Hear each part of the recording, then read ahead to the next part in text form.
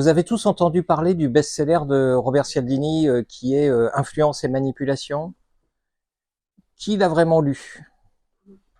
À moitié, quand tu t'es arrêté. Comme ça.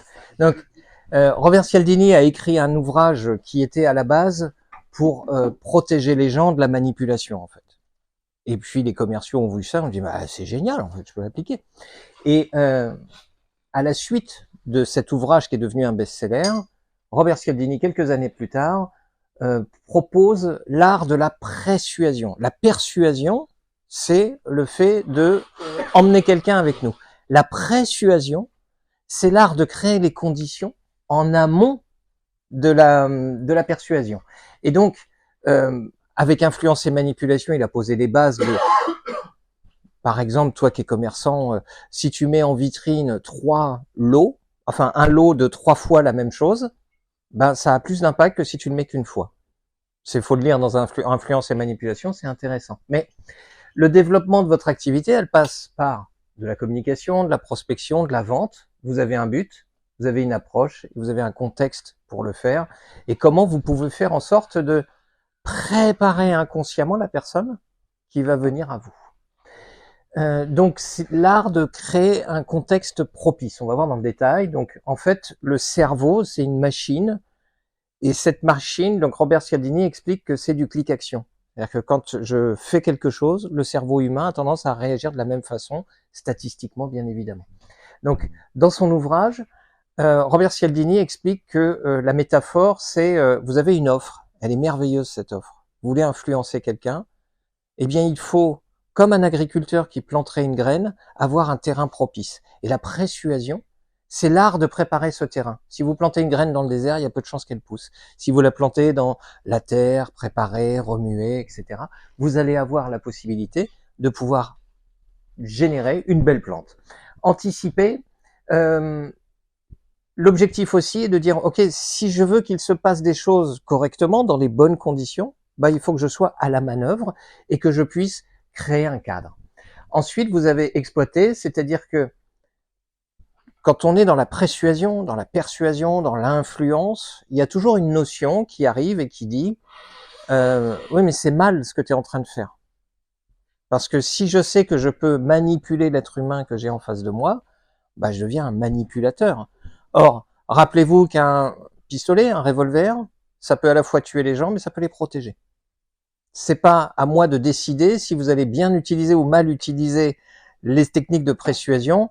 Mais retenez une chose, de toute façon, c'est que quand on est un coquin, ça, on le sait intuitivement. Il n'y a pas besoin d'avoir ça. C'est juste parce que nous, on est gentils et qu'on connaît pas toutes ces techniques. La communication, vous pouvez aussi utiliser les bons sujets qui influencent et vous devez tester et réitérer à chaque fois pour acquérir toutes ces compétences. Donc, vous pouvez préparer le terrain. Donc, on va voir comment orienter vers les éléments stratégiques, l'importance de ce qu'on appelle les frames, les cadres, l'amorçage contextuel. Alors, il y a beaucoup de mots sociaux, psycho, tout ça, mais en fait, je vais vous expliquer concrètement comment ça se passe. Donc, utiliser le bon timing, ça c'est très important et vraiment, il y a tout l'art de créer la persuasion, c'est l'art aussi d'être léger dans notre approche client. Le pouvoir de l'association, la confiance et la réciprocité et l'engagement et la cohérence. En détail, le premier point, c'est d'orienter votre discours vers les éléments stratégiques. Donc, Robert Cialdini explique que ce sur quoi on attire l'attention crée le focus de votre interlocuteur. Ok ? Donc, vous devez poser des questions qui sont prédéfinies pour orienter. En fait, poser la question, c'est déjà y répondre. Et surtout, poser une question qui est à propos et qui a un objectif précis va permettre à votre interlocuteur de rentrer en cohérence avec vous. Donc, ce qu'attendent vos interlocuteurs en termes de vente, et si vous m'en trouvez un quatrième élément, nos problèmes, je prends, mais pour l'instant, je n'en ai identifié que 3. Votre client, il veut gagner de l'argent, ou il a une motivation argent. Il a une motivation temps, ou il a une motivation compétence / émotion. Je veux, toi qui es coach sportif, soit je veux performer, donc je veux avoir, je veux perdre du poids, je veux le body summer, tout ça, mais en fait c'est souvent lié à une émotion. Donc Exemple, t'as vu, je l'ai calibré.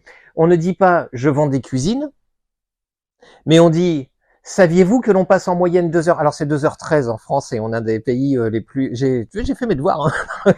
2h15 dans notre cuisine, accordez-vous de l'importance à votre cuisine. Vous allez voir tout à l'heure qu'en fait il y a 2 éléments de la persuasion. Dans une journée 2h15. En moyenne, les Français passent 2h15 dans leur cuisine. Tu vois? J'ai vu qu'on passe 41% du temps dans la cuisine devant le temps de travail.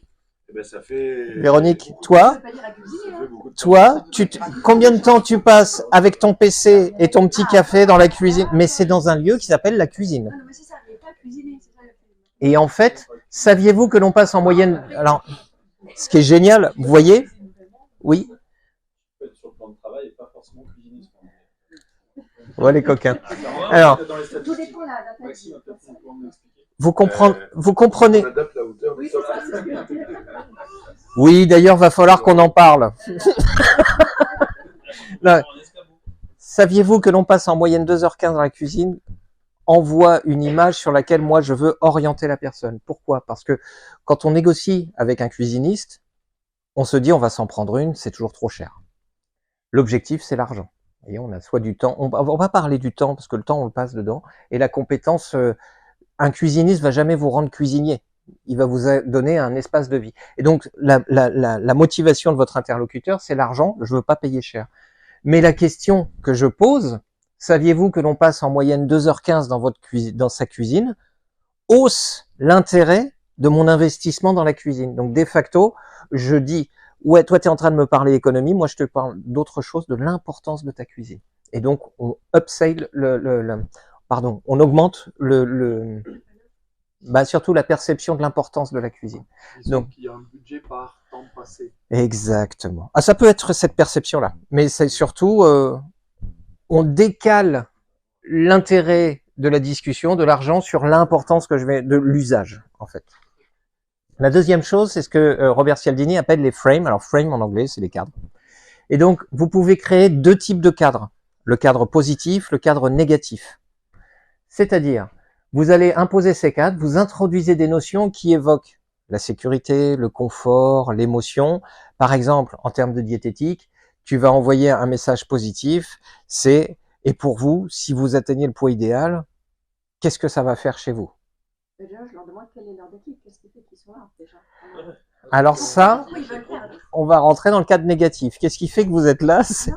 Je suis trop gros, je suis serré, je veux... Tu vois? Alors, d'accord. Ça, on n'est pas à ce niveau-là. Là, on est vraiment dans... Je vais te définir un cadre positif. Le cadre positif, c'est quoi? C'est vous avez bien fait de venir me voir, moi, diététicienne, enfin diététicien, parce que lorsque l'on perd du poids, on gagne en santé, on gagne en bien-être, on gagne en liberté. En plus, vous allez voir le body summer. Je suis en train de te parler d'émotions positives. Par contre, si je vends des alarmes, je vais venir te voir, je vais dire, tu savais que dans ton quartier, là, dans les 10 km autour, il y a eu 165 cambriolages dans les 6 mois qui viennent de passer. Je suis en train de t'envoyer un message sécuritaire. Ça doit être plus même, je pense. Je suis en train de t'envoyer un message sécuritaire. Donc, 80% des personnes qui ont changé leur fenêtre constatent une économie de 18% sur leur facture énergétique. Et vous allez voir que derrière, on pose souvent une question. Quand on définit un cadre, on pose une question pour rentrer en cohérence. Ou 163 cambriolages. Donc, vous créez un contexte qui oriente tout de suite la discussion. Et ça, c'est très intéressant parce que vous commencez déjà à dire, on parle pas de ça, on parle de ça. Le troisième chose, c'est ce que on appelle l'amorçage contextuel. Donc, vous pouvez choisir des mots et des images. On parlait de ça tout à l'heure dans tes factures, de ce que tu présentes, dans tes documents de rapport et tout ça. En utilisant des mots et des images, vous associez ces mots et ces images dans le cerveau de votre interlocuteur. Vous allez voir. Vous pouvez utiliser des mots ou des images qui influencent le choix. Donc, dans son ouvrage, Robert Cialdini explique qu'à un moment donné, ils ont pris des groupes tests et ils ont fourni la même information. Sauf que dans cette information, dans la première, il y avait des nuages. Il y avait en fond d'écran, en fond de page, il y avait des nuages, et sur l'autre, il y avait des dollars. Et ben bizarrement, ça a orienté l'intérêt de la personne soit sur le bien-être, le confort, soit sur l'économie, l'argent. Vous pouvez influencer le cerveau rien que par des petites images. Ça, ce sont des techniques de cinéma, par exemple. Quand vous voyez un cinéaste qui vous met un mec dans un canapé, une table basse, si jamais la caméra qui filme cette scène dans le salon, si jamais tu poses une bouteille d'alcool en premier plan, tu vas penser que le gars est alcoolique. Surtout si la bouteille est entamée. Alors que si tu la mets en second plan, tu penses à un mec qui se détend. Tu influences ce que l'autre perçoit. Et donc, tu vas pouvoir poser des questions introductives. Et là, les questions introductives sont vachement intéressantes. C'est vous demandez à quelqu'un s'il est une personne généreuse ou créative. Eh ben, il y a un principe dans le cerveau, c'est la cohérence. Donc, quand j'entre en cohérence, c'est je dis, OK, Julien, tu es quelqu'un de sportif, tu as l'esprit de compétition? On fait une petite course? Tu vas être obligé de te dire, ouais, je suis en compétition, je suis compétitif, donc j'accepte. Et donc, quand on dit, ne dites pas, je vends des cuisines, mais saviez-vous que l'on passe en moyenne 2h15 dans notre cuisine? J'envoie un élément important qui est, c'est ça qui est important, mon petit gars. Et accordez-vous de l'importance à votre cuisine. Si la personne répond oui, elle est morte, commercialement parlant. Si elle répond non, tu peux plier tes bagages et partir, parce qu'elle va rester en cohérence. Et donc, tu as gagné du temps. Par contre, si elle te dit oui, ok, technique du cul de plomb, discutons. Et l'avantage, c'est on peut utiliser tout ça sans même que les autres s'en aperçoivent. Je vous ai donné un exemple là, c'est, vous lisez la phrase, et même moi, j'ai compris que c'est important. Eh ben, tous vos cerveaux ont entendu, aime-moi. J'ai compris que c'est important. Vous pouvez influencer comme ça, rien que par des mots. Je vous l'envoie, le PDF. Alors, le bon timing, c'est super important. Et pour des TPE, PME comme nous, je veux vraiment insister là-dessus. Il faut savoir le bon moment pour identifier la bonne argumentation. Vous devez créer des moments propices. Il y a des moments où il faut parler de certaines choses et il y a des moments où il faut pas. Et souvent, on est auto-centré et on pense que c'est le moment de parler de ça et que c'est important, parce que pour nous, on aimerait bien que ce soit important, mais on oublie qu'en fait, ce qui est important, c'est ce qui est dans la tête de la personne en face, pas ce qui est important pour nous. Et donc, vous avez une autre technique qui est la saisie du contraste. La saisie du contraste, c'est vous présenter une information secondaire comme un prix élevé, juste après une information marquante, comme un produit de luxe qui peut influencer la perception. On va voir l'exemple. Donc, le timing. Est-ce que vous appelleriez un prospect à 23h45? C'est pas le bon timing. C'est évident pour vous. Par contre, moi, ce que je vois souvent, c'est le commercial ou la personne d'entreprise qui parle à son client, qui a 3 offres en tête, qui est venu pour une offre, et le client n'a pas encore signé, et là, et au fait, vous saviez que je fais ça, que je fais ça, que je fais ça. Attends, calme-toi, il n'a pas encore signé, quoi. Il n'est pas encore client. C'est important pour toi, mais est-ce que c'est important pour ton interlocuteur? Non, il y a un timing. La deuxième chose, c'est le contraste. Alors, Robert Cialdini parle d'un gars qui est consultant aux États-Unis et qui facture 75 000 $. Et donc, il rentre en entretien et il dit à son interlocuteur, je ne vous facturerai pas $1 million, mais d'abord, on est en euros. Bref. Donc, quand on parle d'une cuisine, par exemple, vous savez que cette solution coûte 10 000 € en moyenne? Ça, c'est ce que je vais dire en introduction au début de mon discours commercial. Et je vais faire toute ma démonstration et je ne vais jamais reparler du prix que j'ai annoncé. Et au moment où je vais annoncer mon prix, qui n'est pas de 10 000 €, mais ça je le sais, je suis le magicien, j'ai la réponse dans ma poche, tout ça. Donc moi j'ai 7 500 € à faire passer, je sais que ça tique. Et ben en début d'entretien, je vais faire 10 000 €, et vous savez qu'en moyenne ça vaut 10 000 €. Rassurez-vous, on va en parler. Tu fais tout ton process. 1 heure après, tu dis c'est 7 500 €. Et ben dans la tête de ton interlocuteur, il va aller chercher les 10 000 € parce que c'est la seule référence qu'il a. Toi, je suis sûr que tu vas kiffer. Surtout toi, généralement, tu as les tarifs de tes clients. Donc toi, c'est ta méthode de vente. Donc, l'idée, c'est d'envoyer des comparaisons guidées.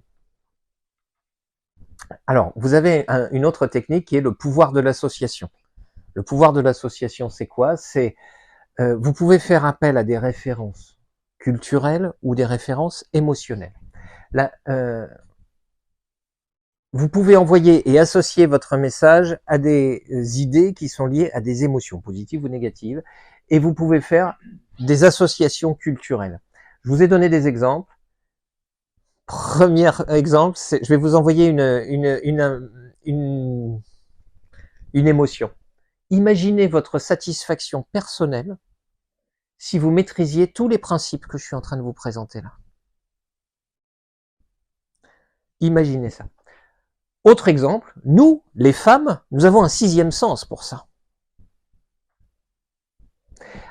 Ou alors, moi c'est ce que je dis, quand j'explique accessible et que je veux le vendre à quelqu'un qui veut le développer sur son secteur, moi je dis toujours, ben, en fait tu vas être à la maîtrise de ton club d'affaires, comme Vladimir Poutine, mais en bienveillant. T'as vu le petit rictus que t'as eu? T'as pas pu t'empêcher. Et en fait, c'est un truc positif. Vladimir Poutine, en fait, c'est le chef. J'en vois très bien le truc. C'est toi qui décides. Ouais, mais c'est bienveillant. On est des bisounours. On va pas faire chier les autres dans un autre pays. Vous pouvez programmer des phrases toutes prêtes. Et c'est ça l'avantage. Et envoyer un message qui soit avec ces phrases toutes prêtes. Moi, il y a une autre phrase que je dis, par exemple, à mes clients, c'est les 2 premières séances sont offertes avec Accessible parce qu'on ne confond pas tourisme et immigration. Généralement, j'ai un petit rictus en face de moi. Pourquoi? Parce que ça, ce sont des phrases qui envoient des émotions, petit sourire, détente, etc. Mais il y a un vrai principe derrière. La confiance et la réciprocité. Donc, comment? S'il est sans papier, oui. Donc, vous pouvez construire, attention, les deux slides qui suivent, c'est que, en fait, je pourrais vous donner toutes ces techniques, et je vous ai dit au préalable que, de toute façon, quand on est un voyou, on n'a pas besoin de ça. Mais toutes ces techniques n'ont aucun intérêt si votre objectif n'est pas de fidéliser la relation avec la personne. Parce que vous pouvez être un vendeur de tapis, hop, je vais chez les gens, j'utilise 3 techniques, merci, au revoir, et voilà. Pas l'intérêt. Donc, la sincérité perçue, c'est vous devez montrer une transparence ou un point faible que vous avez, et ça peut garantir à votre interlocuteur une sincérité. La deuxième chose, c'est de faire un cadeau ou un geste, on va voir lequel. Donc, par exemple, à propos d'accessible, comme vous, il m'arrive de douter. Et je suis sincère, ça m'arrive de douter. Et c'est pour ça que j'aime m'appuyer sur mes partenaires du réseau accessible. On reste fidèle. La deuxième chose, les 2 premières réunions sont offertes. Qu'est-ce que je suis en train de faire? Je suis en train de créer une réciprocité future avec ça. Quand vous faites des cadeaux agents immobiliers, c'est DPE, pris en charge, si vous signez l'exclusivité, tu vois, ou 200 € sur le DPE, c'est plutôt mieux. Mais ça peut aussi être estimation offerte. 3 mois offerts. Ça peut être satisfait ou remboursé. Si vous voulez passer un problème avec un prospect qui dit ok, mais j'ai encore des réticences, le principe de réciprocité, faire un cadeau, c'est satisfait ou remboursé. En fait, c'est que 5% des gens qui exigent le remboursement généralement dans une démarche commerciale. De toute façon, là, vous avez eu affaire à un coquin qui cherche ses offres, qui va changer de téléphone toutes les 2 mois, etc. 7e point, c'est l'engagement et la cohérence. Vous devez créer des vrais partenariats. Donc, dans votre entretien avec un interlocuteur, vous devez le faire rentrer en cohérence, en l'impliquant émotionnellement avec une idée. Et ça, c'est en fait quand vous faites les techniques que je suis en train de vous montrer, si vous n'avez pas de valeur derrière, si vous n'avez pas de cohérence dans ce que vous faites, si vous n'avez pas un but, c'est-à-dire que quand on fait du branding, par exemple, on vous dit c'est quoi votre mission? Toi, ta mission, c'est quoi, Tanguy? Ma mission, j'en ai pas qu'une. Qu'est-ce qui fait que tu as fait ce que tu fais, ce métier? Il y a un truc vraiment qui est très impactant, c'est de repartir de la séance et la personne qui a un sourire plus grand que quand je suis arrivé. Ok, apporter du bonheur à tes clients. Voilà. Ça, c'est ta mission. Maxime, il a la même mission. Comme les gens, ils passent 2h13 dans leur cuisine tous les jours, il veut donc 41% dans le plan de travail, il veut que ses clients soient heureux dans la pièce à vivre. Toi, en fait, tu fais du coaching, du bien-être, du sportif, etc. C'est pas du tout le même moyen, le même véhicule pour y arriver. Par contre, faire partager la mission que vous avez, ou partager votre mission avec vos clients et leur faire adhérer à votre mission, ça va les fidéliser dans le temps. La deuxième chose, c'est obtenir vos premiers oui. Les premiers oui permettent à votre client d'entrer en cohérence. Et donc, oui, oui, oui, oui, oui, oui, égale oui à la fin pour la signature. Et donc, vos valeurs, vos intentions et votre raison d'être, donc ta mission, pourquoi vous faites ça, ça fidélise vos clients. Mais surtout, obtenir des micro-oui, ce que j'appelle des micro-oui, hein, c'est par exemple, vous êtes d'accord? Ouais. Vous me suivez? Oui. Vous aussi? Oui. J'avais vu ça avec un agent immobilier chez Century 21. Il avait un tic de, moi j'ai un tic de langage, je fais etc. parce que tellement de notions. Et lui, il était sur, on est d'accord? 8 fois dans l'entretien en 1 heure, on est d'accord? Ouais, on est tous d'accord. Ouais, il avait un bon taux de signature. Plus vous placez le cerveau de votre interlocuteur en cohérence positive, plus vous risquez d'avoir des réponses positives. Hop. En synthèse, ah oui, ça je l'ai observé, j'ai voulu le rajouter, c'est, je trouve, pertinent dans la façon dont j'ai amené cette micro-formation. Comme vos clients attendent 3 types de résultats, de l'argent, du temps ou de la compétence et de l'émotion. Quand il s'agit d'argent, vous devez vendre du résultat. Vous ne devez pas dire « ma solution n'est pas chère ». Pourtant, on parle d'argent, on parle de résultat. Mais générer 30% de revenus supplémentaires avec ma solution. C'est beaucoup plus facile. Comment? Ben, au lieu de dire c'est pas cher, c'est pas concret. Et donc, un résultat pour l'être humain est plus concret.